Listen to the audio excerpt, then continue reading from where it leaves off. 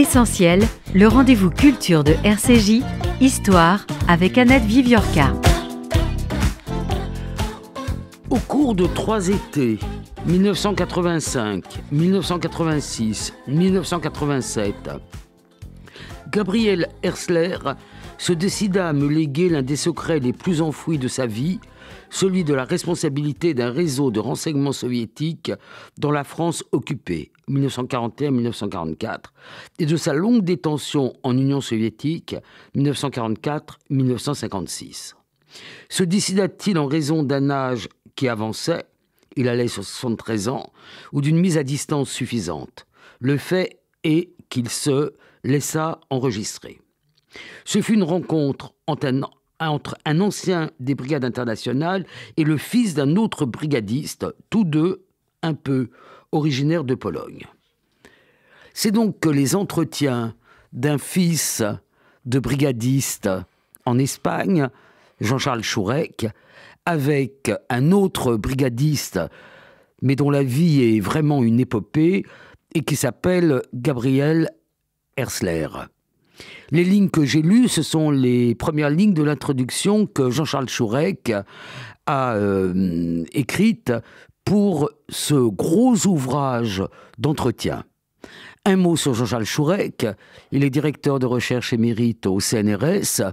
J'ai l'habitude de dire que c'est mon compère en affaires polonaises, puisqu'il a écrit tout seul un certain nombre d'ouvrages, mais que nous avons co-dirigé ensemble 2 ouvrages sur la nouvelle école polonaise qui concerne l'histoire des Juifs de Pologne. Mais là, c'est quelque chose de tout à fait différent et tout à fait extraordinaire.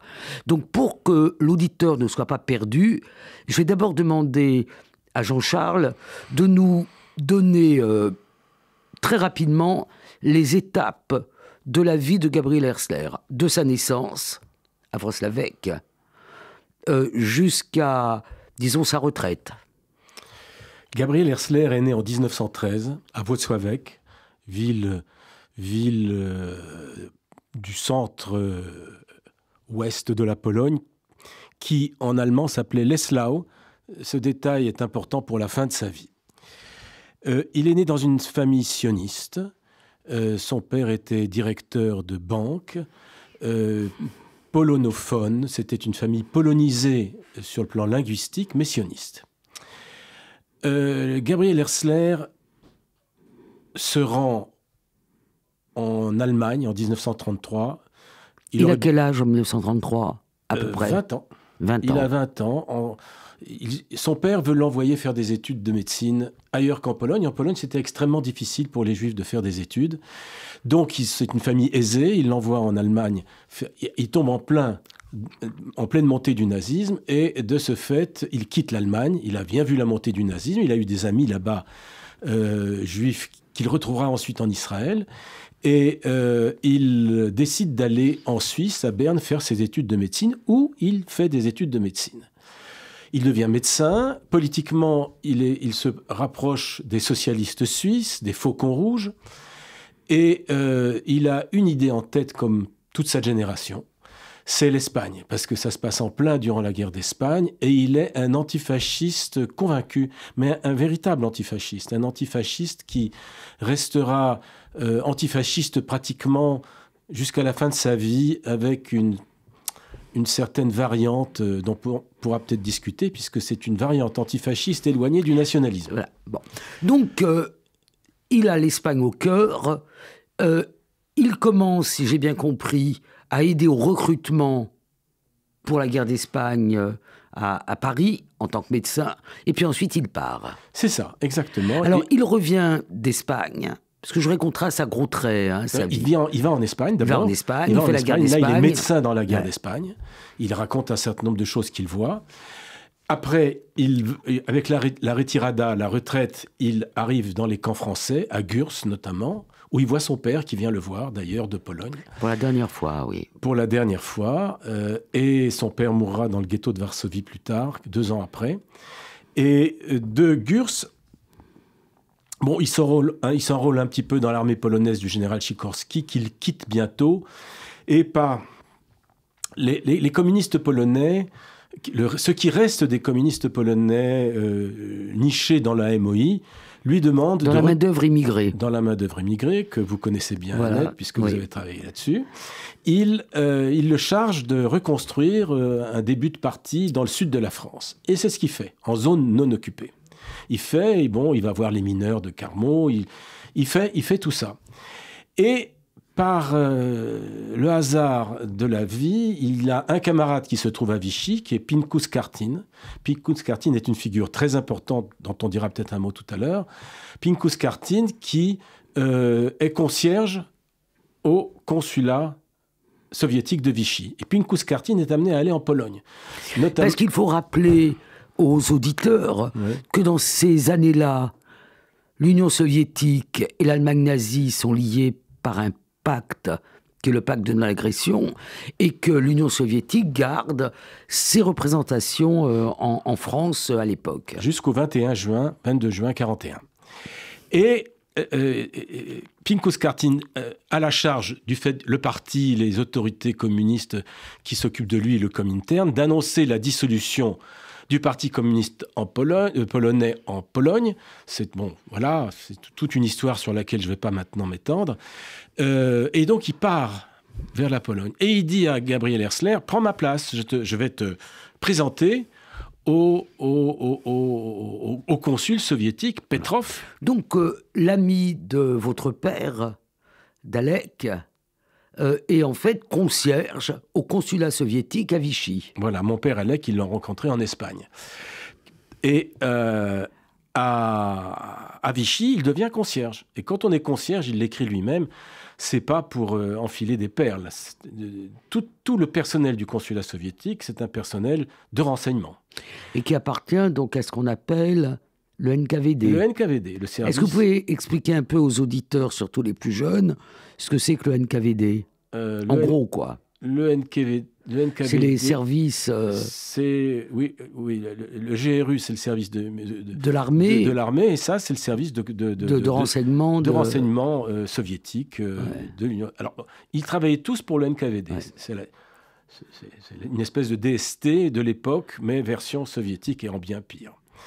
Et donc, il travaille pour le NKVD, il devient un agent de l'Union soviétique que lui demande jusqu'au 22 juin 1941 le consul Petrov.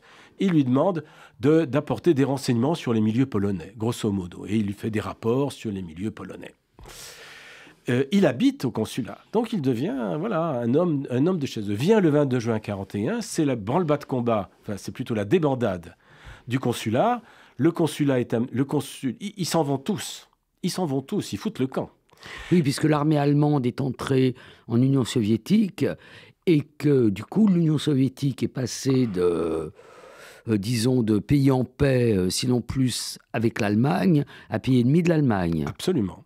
Et le consulat est envahi par la police française, je pense, est envahi par la police, et il a juste le temps de quitter par un petit bout de jardin le consulat, et le consul lui dit avant de partir, créer un réseau de renseignement.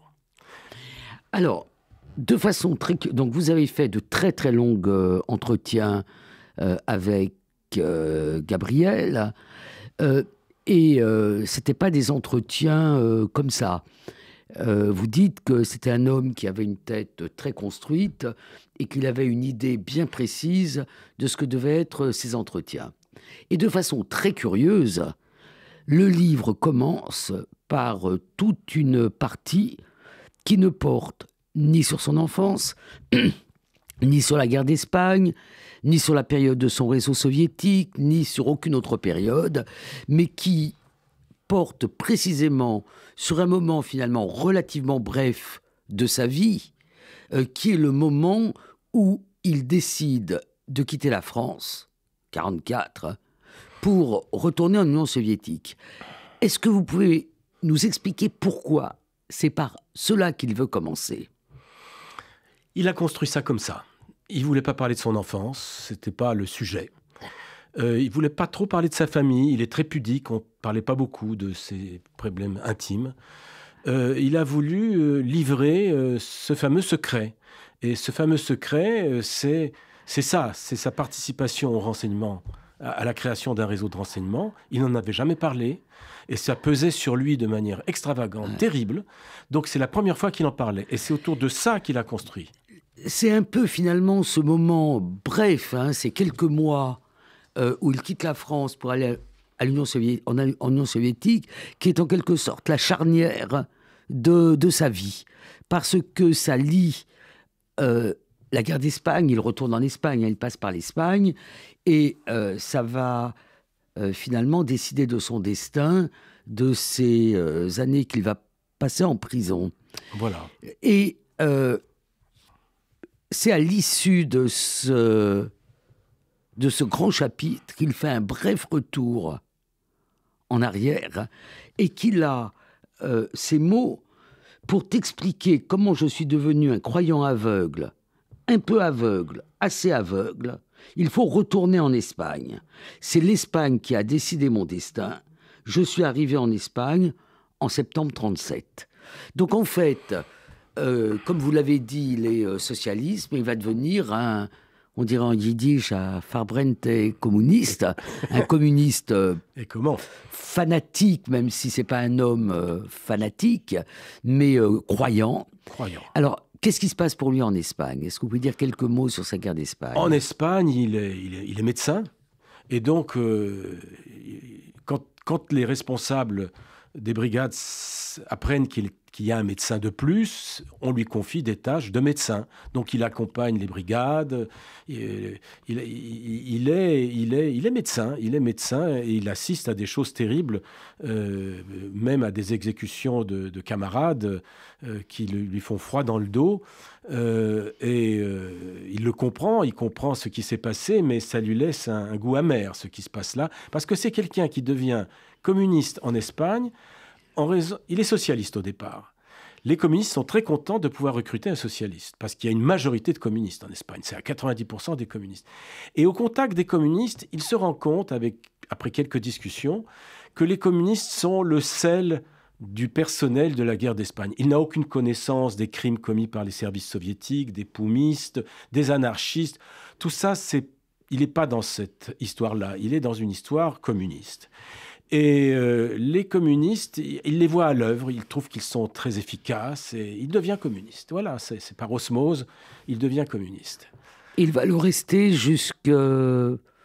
Ah, il va le rester longtemps. Très longtemps. Alors, l'histoire, c'est qu'il passe donc, il devient communiste, croyant. Il a toujours cette faculté, il est double, comme beaucoup de gens, il est double. C'est-à-dire qu'il est à la fois croyant et en même temps, il voit des tas de choses qu'il va enregistrer et qu'il va me livrer 40 ans après. C'est quelque chose d'assez étonnant. Mais comme vous le savez, on peut se souvenir des choses importantes 40 ans après. Pas des détails, mais on l'a vu avec les mémoires des rescapés de la Shoah. Quand il y a eu des événements traumatiques, ils les restituaient sans problème 40 ans après. Moi, je trouve qu'il se rappelle aussi de beaucoup, beaucoup de détails. Et c'est aussi quelque chose qui fait le sel de ce livre.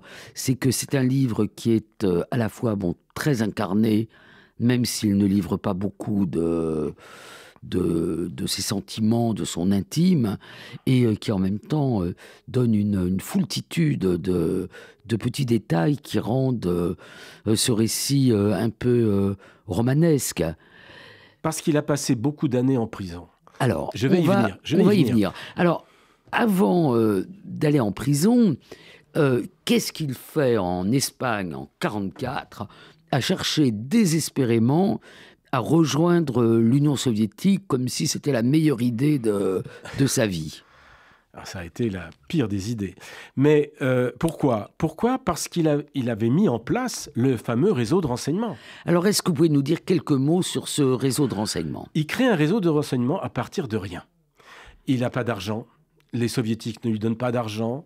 Et il se débrouille. Alors, il faudrait lire le livre pour voir comment il se débrouille, parce qu'il se débrouille de... Alors, quel type de renseignements il transmet à des renseignements l'Union soviétique sur les Allemands de Marseille, par exemple. Il y a des détachements allemands à Marseille. Alors, allemands à Marseille, il envoie ce qui se passe dans les détachements allemands à Marseille, les Polonais, l'univers des Polonais, la situation en France, la situation économique, politique, enfin, voilà. Alors, comment il transmet ces renseignements ? ils embauchent un pianiste, c'est-à-dire un pianiste, c'est quelqu'un qui sait faire marcher un radioémetteur. Ils installent un radioémetteur sur les hauteurs de Cannes, au Canet, dans une villa, et là, ils envoient vers Moscou, et ça marche. Alors, quand vous dites « il », c'est « il » au pluriel, il n'est pas tout seul, il y a une équipe. On ne peut pas être... Alors, qui y a dans cette équipe? Il est à la tête d'un réseau. Il y a beaucoup de camarades de la guerre d'Espagne. Et c'est ça qui est très fort, c'est que le ciment espagnol fabrique des personnalités plus que dévouées. Le mot dévoué est un mauvais mot, mais qui vont jusqu'au bout et qui ne parlent pas devant la police. C'était le cas aussi dans le réseau de Trépère. Dans le réseau de Trépère, il y a aussi des anciens d'Espagne. C'est quoi le réseau de Trépère? Il faut rappeler. Alors, d'un seul mot, le réseau de Trépère, c'est le plus grand réseau d'espionnage en Europe au profit de l'Union soviétique, dirigé par un juif polonais qui s'appelle Léopold Trepper, qui avait une antenne à Berlin, à Bruxelles et à Paris. Et qu'on a appelé l'Orchestre Rouge. Et qu'on appelait Die Rote Kapelle, l'Orchestre Rouge. Et le réseau de Trepper est tombé à cause des bévues des partenaires soviétiques qui étaient extrêmement imprudents, qui étaient même imprudents de façon criminelle. Ils obligeaient les pianistes, les radioémetteurs à émettre des heures et des heures. Oui, il y avait donc des camions allemands de goniométrie qui les ont localisés. Qui surveillaient et qui arrivaient à localiser les émetteurs. Donc lui, son réseau, donc ils sont une poignée, hein, ils ne sont pas très nombreux. Ils sont une poignée installés au Canet. Et ils se mettent en rapport avec un autre réseau qui est à Paris, qui est le réseau de Robert Beck, qui est un très fameux, qui est méconnu complètement. Ce qui a plu à Denis Péchanski, le directeur de collection. Oui, qui a fait une préface assez médiocre, mais une préface quand même. Je vous laisse le soin. Oui, où il parle beaucoup de lui. Je vous laisse la responsabilité de vos mots. Mais en tout cas, pourquoi est-ce qu'il l'a pris dans sa collection? Parce que dans la famille Péchanski, il y avait le culte de Robert Beck et des gens de son réseau. Alors, j'ai oublié de dire que l'ouvrage de Jean-Charles Chourec, qu'il a écrit en collaboration avec Anne Alvax, Monique Alperne et Jerzy Torunschik, est publié chez Hermann. Donc, il y a ce réseau. Voilà. Et ce réseau de renseignement. Oui. Et ce réseau de renseignement, à la grande différence de l'Orchestre Rouge de Trépper, il ne tombe pas.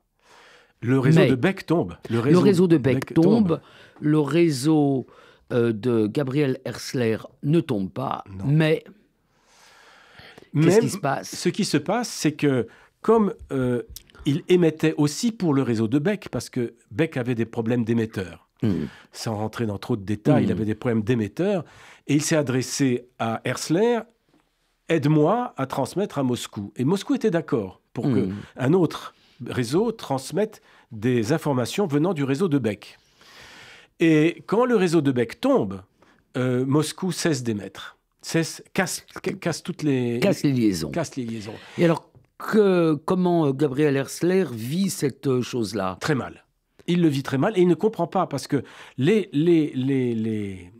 Beck comme Rado en Suisse, comme Trépper, est un professionnel du renseignement. C'est des gens qui sont passés par Moscou, par des écoles de Moscou. Herzler, lui, il vient d'Espagne, il est médecin. C'est un autodidacte du renseignement. Complètement. Un amateur total et terriblement doué parce qu'il a une faculté d'organiser cela et il ne comprend pas. Parce qu'il n'a pas eu cet enseignement professionnel. Alors, dans son réseau, il s'interroge pourquoi Moscou ne répond pas. Et il dit, il faut aller demander à Moscou. On va aller voir à Moscou en avril 1944. On va envoyer quelqu'un pour que Moscou dise pourquoi il ne répond pas. Et c'est le début de ce livre d'entretien. Ce sont les efforts considérables qu'il faut à Gabriel Herzler pour réussir à gagner Moscou. Oui. En passant par le sud de la France, l'Espagne, en traversant à pied les Pyrénées, un peu comme Walter Benjamin, sauf que lui réussit la traversée, en passant par le Maroc, par Casablanca, en hésitant, en étant en contact avec les Français, les Britanniques, et puis finalement après des semaines et des semaines et des semaines, où il retrouve d'ailleurs il retrouve avec plaisir l'Espagne, il réussit à arriver à Moscou. Et alors là commence une partie stupéfiante de sa vie. Qu'est-ce qui se passe quand il arrive à Moscou ? Il est d'abord reçu plutôt bien. Il est reçu presque comme un héros, comme un camarade, comme un ami. Et donc pendant 6 mois, il est très bien traité. Et au bout de 6 mois, il est arrêté et on lui intente un procès pour espionnage. Et l'instruction aboutit à la conclusion qu'il est un espion. Et il écope de, je crois, 25 années de prison. Et il se retrouve d'abord à la Loubianka pendant 3 ans. Et ensuite à la fameuse prison de Vladimir, qui est bien connue, à 300 km de Moscou. Il est dans la prison de Vladimir. Et dans cette prison, il est... Alors on va revenir sur ce séjour en prison. C'est la partie que j'ai trouvée la plus étonnante Oui. de son témoignage. Alors peut-être parce que je suis peu porté sur les réseaux de renseignement. En revanche, exactement comme Gabriel Herzler, j'ai lu énormément de témoignages du Goulag. Lui dit qu'il a lu tout Solzhenitsyn, tout l'archipel, et puis beaucoup d'autres, et puis Rossi, et puis encore d'autres. Mais un témoignage sur la vie dans mais surtout une prison soviétique, la centrale de Vladimir, alors là, c'est quelque chose que je crois qui est unique.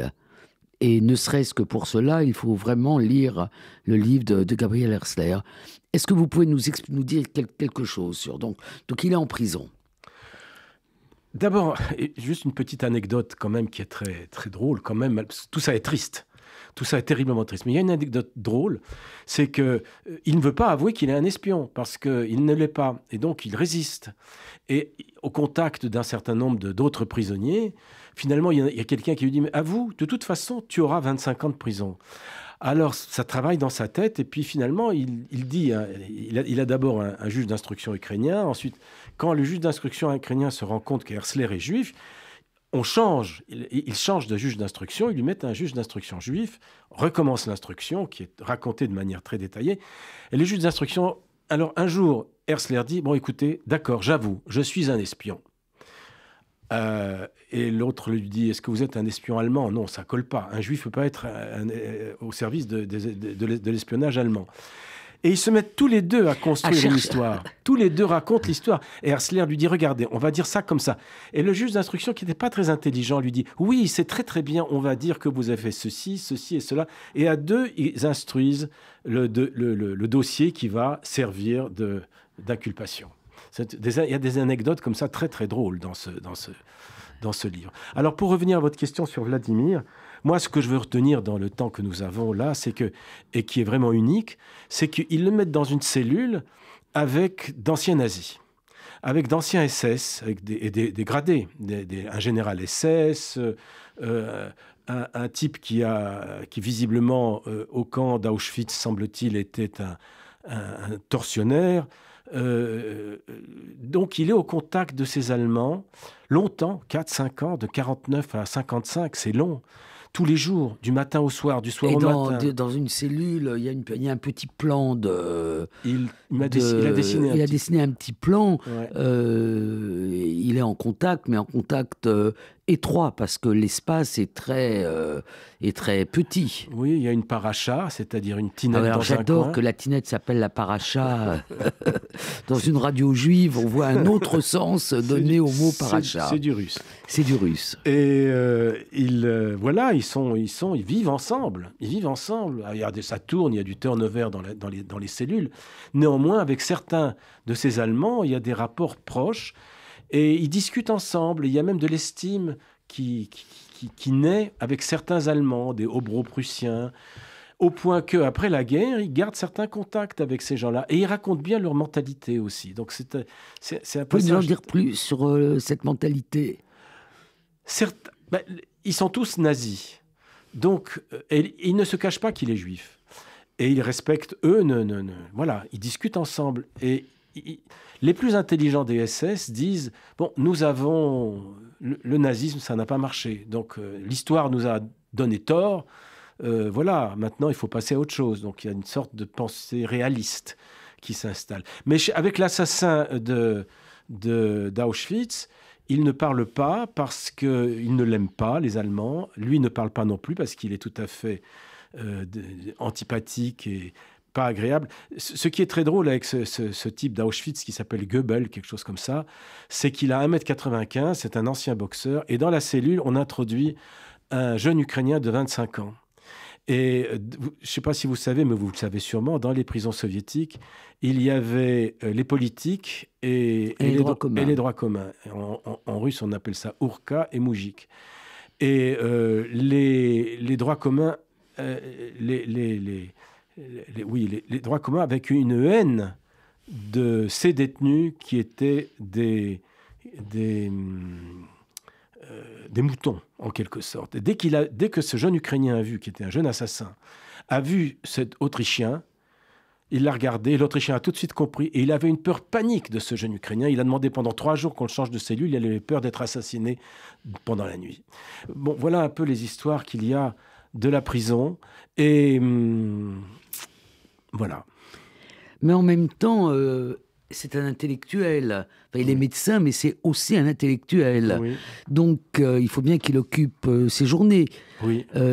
Qu'est-ce qu'il fait toute la journée ? Il ressasse beaucoup ce qui s'est passé. Il a du mal à comprendre. C'est pour ça aussi qu'il se rappelle bien. C'est Absolument. Il a probablement refait le film de sa vie un grand nombre de fois. Oui, il dit dans son livre, qu'est-ce que j'ai bien fait ? Qu'est-ce que j'ai mal fait ? Où est-ce que j'ai mal fait ? Il essaye de comprendre le système soviétique. Il faut comprendre qu'il ne... il est dans un... Qu'est-ce qu'il fait ? Il y a des Japonais dans sa cellule. Alors, il profite de l'existence de ces Japonais pour apprendre du japonais. Il y a un dictionnaire. Il crée un dictionnaire russe-japonais parce qu'il a appris le russe. C'est quand même extraordinaire, c'est qu'il est donc polonais, il parle polonais, il ne parle pas yiddish. On reviendra sur la question de sa judéité. Il ne parle pas yiddish, mais il parle polonais. Il parle français, il parle espagnol, il apprend le russe et en plus le japonais. Et il a dû parler hébreu parce qu'il avait fait un séjour en 1932 en Palestine. Dans le cadre de la Shomer HaTzaïr, il a été, explique-t-il, à la Shomer HaTzaïr. C'est-à-dire... Donc il a été là et il n'a pas trop aimé parce qu'il a dit, ben voilà, il était passionniste. Hein. Bien qu'à la fin, il se soit retrouvé en Israël. Oui, mais ça, on reviendra sur ces questions-là. Et donc il fait des dictionnaires français, russe, espagnol, russe. Écrit tout petit, je crois que vous connaissez le livre de Jacques Rossi, un Français qui est allé au Goulag. Sûr, ouais. C'est écrit petit, c'est des documents extraordinaires. Ouais. C'est des documents extraordinaires. On a pris une photo qui sera mise, je pense, sur le site ou sur YouTube. C'est des documents très, très émouvants. Je dois donner toutes ces archives à la contemporaine ex-BDIC, parce qu'on est en pourparlers pour leur léguer toutes les archives d'Herzler. J'ai un petit peu mal au cœur de donner ça. J'aurais bien le garder pour moi, mais bon. Alors, ce qui est aussi intéressant, vous faites allusion à Rossi, mais vous avez avec Gabriel Herzler toute une discussion qui porte sur les avantages et les inconvénients d'être en prison plutôt qu'au goulag. Et dans les avantages de la prison par rapport au goulag, il y a, dit Gabriel Herzler, la possibilité de lire, d'avoir des livres, et aussi d'avoir du papier et d'avoir une possibilité d'écrire. Oui. Mais cette possibilité d'écrire n'est pas une possibilité de correspondre. Il peut écrire et il peut faire effectivement ses dictionnaires et peut-être d'autres papiers. Il a lu beaucoup de littérature russe de l'époque. Ouais. Ça, c'était un plus de la prison. Mais il y a un grand moins de la prison, c'est que c'est une mort sociale, il le dit. Parce qu'il n'est pas toujours en rapport avec... À Vladimir, il a eu à certains moments l'occasion de lire. Mais à la Loubianka ou même à d'autres moments à Vladimir... ou dans d'autres prisons, il dit c'est une mort sociale. C'est une mort sociale. Je suis du matin au soir allongé Et rien ne se passe. Et il y a une lumière électrique 24 heures sur 24. C'est quelque chose qui déshumanise à un point que le camp ne déshumanise pas. Donc là, il y a le plus et il y a le moins de la prison. Ouais. Alors, il en sort. Alors, dans quelles circonstances? Vous nous avez dit qu'il était condamné pour espionnage à 25 ans. Il n'a pas fait ses 25 ans. Et il en sort. Qu'est-ce qui se passe pour qu'il sorte de prison?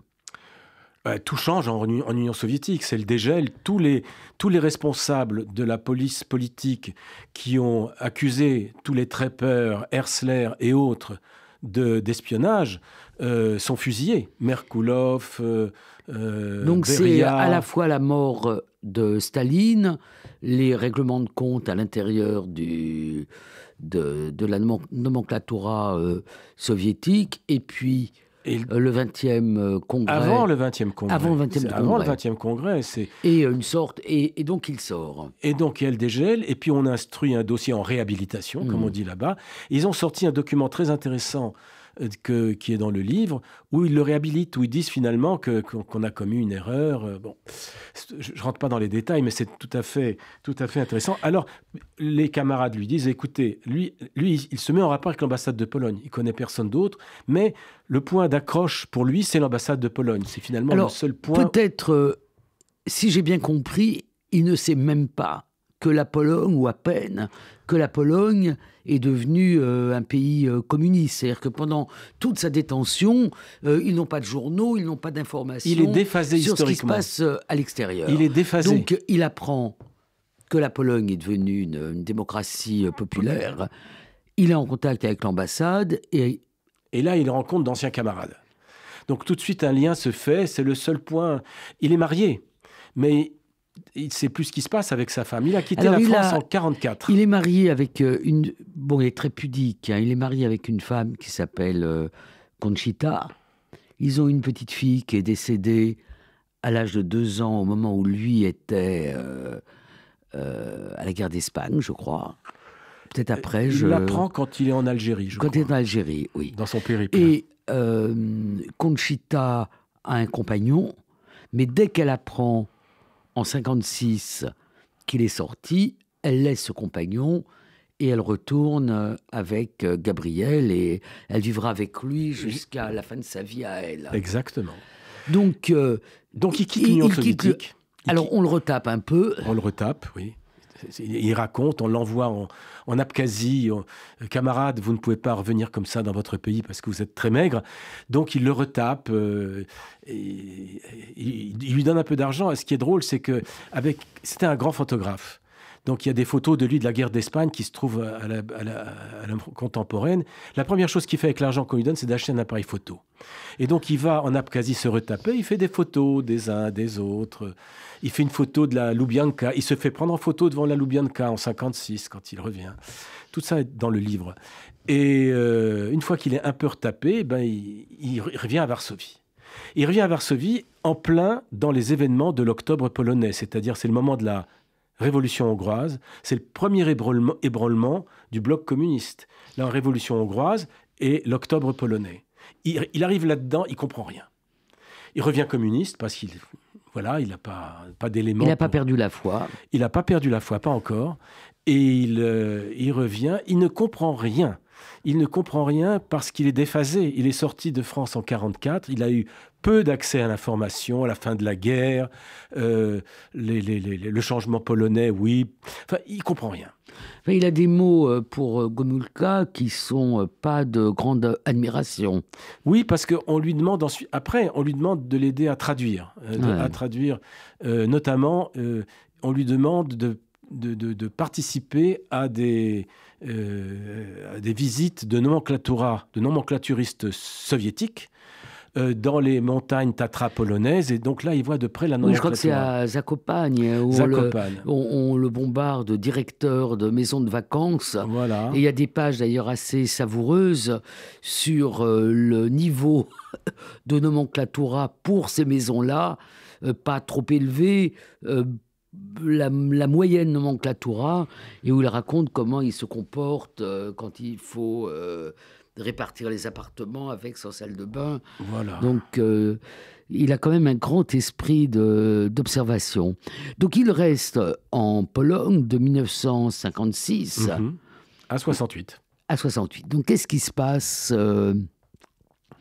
en 67-68 qui va le faire quitter la Pologne? Alors, en 67-68, démarre une campagne antisémite menée par les autorités du parti qui aboutit in fine au départ d'un très grand nombre de juifs polonais, communistes souvent, vers Israël, parce qu'ils obtiennent un document de voyage pour Israël. Certains vont venir en France. Mon père, mes parents vont venir en France à ce moment-là, vers le Canada, vers les États-Unis. Mais lui, c'est un tout petit peu différent. Alors lui, il a une sorte d'instinct. Oui. Peut-être parce qu'il a connu l'Allemagne nazie en 1933, la guerre d'Espagne, enfin, et la prison. Donc il a une sorte d'instinct qui lui fait sentir que ça risque d'être très mauvais. Donc il ne part pas exactement comme les autres, il part un peu avant et un peu différemment.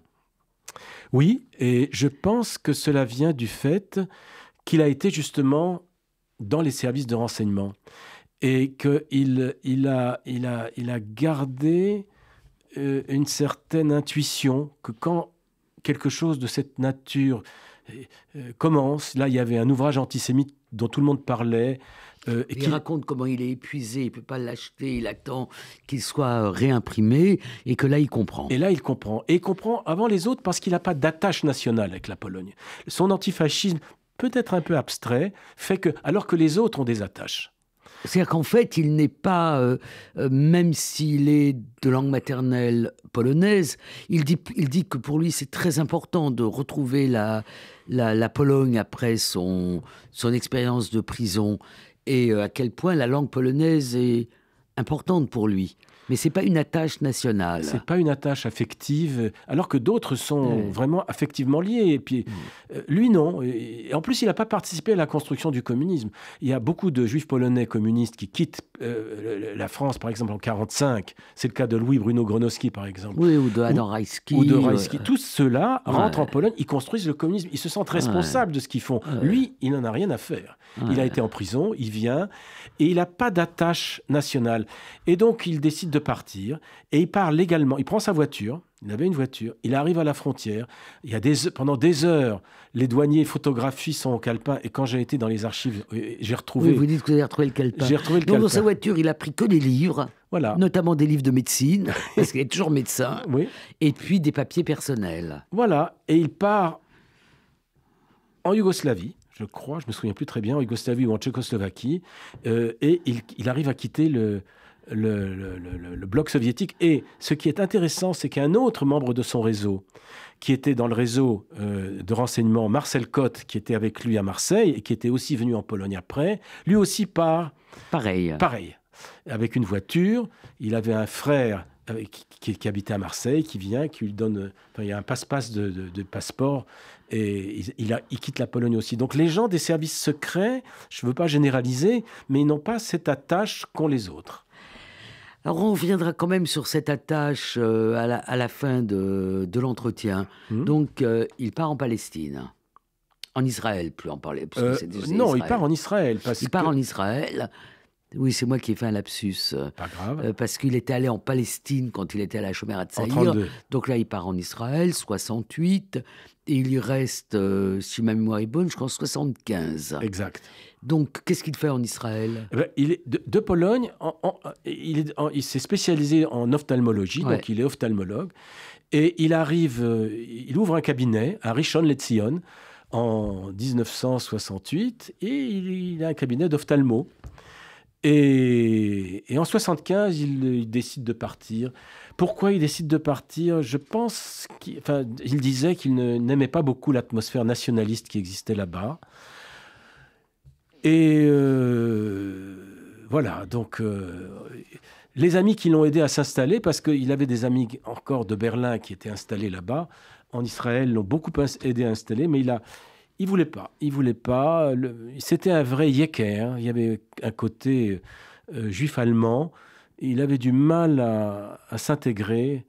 Et je crois que c'est la raison principale pour laquelle il a quitté Israël. Donc il quitte Israël et il s'installe là où il peut. Exact. Qui est l'Allemagne. L'Allemagne. Pourquoi l'Allemagne ? Parce qu'il est né à Włocławek, mais c'était l'Eslau, et à l'est, c'était encore la Prusse, c'était encore allemand. Et de ce fait-là, les Allemands nés dans un lieu allemand, les individus liés dans un endroit allemand peuvent bénéficier de la nationalité allemande. Donc il devient allemand. Il devient allemand, mais il s'installe quand même le plus près possible de la frontière française. Parce que ses amis sont là. Voilà, à Aix-la-Chapelle. Aix-la-Chapelle. Et il séjourne très, très souvent en France.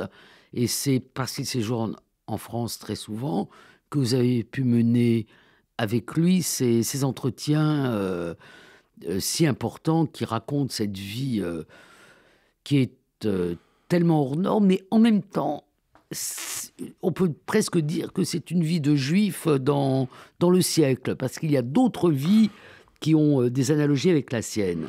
J'ai écrit qu'il était un juif errant, et il n'aurait pas du tout aimé que je dise ça. Ouais. Alors, je vais lire quelques lignes qui sont les dernières lignes du livre, et ça va nous permettre de discuter un peu en quoi il était juif, sur la question du rapport qu'il a, lui, au fait d'être juif. Je ne comprends pas le socialisme autrement que comme cosmopolite. Chaque patriotisme est le premier pas vers le nationalisme, le chauvinisme, le fascisme. J'ai toujours été contre le patriotisme, ça ne m'a pas servi, mais c'est comme ça. Alors, parce que le fait qu'il est juif, ça court quand même sur tout le récit. Alors, il y a effectivement cette enfance avec le père sioniste, l'éducation à la chômère, assimilée. Donc, il le dit, pour la guerre d'Espagne, il ne parle pas le yiddish, ce qui lui crée quelques difficultés avec les autres juifs. Alors, comment définirez-vous le fait qu'il est juif ? Qu'est-ce qui, pour vous, fait que Gabriel Herzler c'est une histoire juive ? C'est qu'il est cosmopolite et qu'il le revendique. Ce mot cosmopolite qui a tellement collé à la fois aux juifs et à l'antisémitisme, surtout en Pologne. Le mot cosmopolitisme dans le mouvement communiste, de manière générale, était un mot qui était codé, qui était connu des initiés. Mais lui, c'est un vrai cosmopolite. Et il dit, de mon père, d'Alec, lui, il n'aimait pas le mot cosmopolite, parce qu'il sentait la pointe antisémite qui était incluse dans ce mot. Mais lui, il le revendiquait. C'est-à-dire qu'il était un peu abstrait. Il était un peu abstrait. C'est ça, le patriotisme, il n'en avait cure. Je ne peux pas dire ça autrement. Je voulais encore dire une chose. C'est que il y a eu 52 cassettes qui ont été enregistrées. Jamais je n'aurais pu faire ce travail si on n'avait pas eu une équipe. Hein. C'est important, parce que je sens que l'entretien se termine tout doucement. Donc, avant que je ne revienne... Combien d'heures d'entretien en tout ? 52 cassettes. Des cassettes d'une heure ? D'une heure et demie. D'une heure et demie, c'est-à-dire presque 75 heures, presque 100 heures d'entretien. Oui, et ça fait 400 pages de dactylographie menue que l'équipe, qui est indiquée en couverture, Anne Alvax, qui est une amie, dont le père était dans le réseau de Gabriel Herzler et dont la fille est une amie, son mari Torunche, qui est G, et Monique Alpern. Donc on a fait ça a été un travail énorme, parce que le bouquin fait 620 pages, il faut quand même bien le dire. Je ne voudrais pas rebuter les lecteurs, mais c'est passionnant bout par bout. Alors, pour Gabriel Herzler, malgré la prison, malgré la Pologne, la grande affaire, c'est la guerre d'Espagne. Oui. Il a donné toutes ces archives, et vous allez continuer à les verser, oui, y compris, je suppose, les bandes originales qui vous ont permis d'écrire ce livre, oui, à ce qu'on appelait la bibliothèque de documentation d'histoire contemporaine à BDIC, qu'on appelle maintenant la contemporaine, et qui est sur le campus de Nanterre. Il a fait aussi un certain nombre d'articles, c'est-à-dire qu'il s'est mis lui aussi à être, en fait, l'historien de la guerre d'Espagne. Et moi, ça m'a beaucoup touché parce qu'il a écrit un article sur les médecins dans la guerre d'Espagne, où il évoque la grande figure du médecin canadien qui ensuite a servi, ensuite ou avant, je ne m'en souviens plus, en Chine, qui est Norman Bethune, au service du peuple. Donc, il a fait un certain nombre de travaux, il a fait un certain nombre de recherches dans les archives de la guerre d'Espagne. Vous pouvez nous en dire un petit peu plus sur... Il était obsédé par l'Espagne. Donc ensuite, il s'est fait historien. Il a été dans les archives militaires de Salamanca en Espagne. Il a fait des recherches sur les médecins, notamment. Ce qui l'intéressait, c'était les médecins. Il a eu un nombre d'entretiens énormes avec les différents médecins qui avaient été en Espagne, les médecins venus de Pologne, les médecins venus d'Allemagne, les médecins venus de France. Donc il y a tout un corpus qui pourrait servir à une thèse de doctorat d'ailleurs. Et voilà ce qui l'habitait.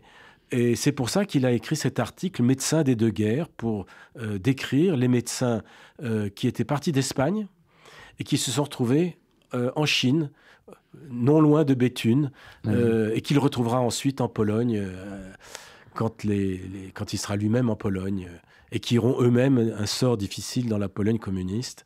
Donc ça, il a écrit aussi un article qui fait référence encore sur les Juifs dans les brigades internationales. Ouais. C'est un article important, les Juifs dans les brigades internationales, parce qu'il avait des interrogations de toutes parts, lui demandant mais combien il y a de Juifs dans les brigades internationales. Donc il a cherché, il a fait un article qui, je crois, tient la route.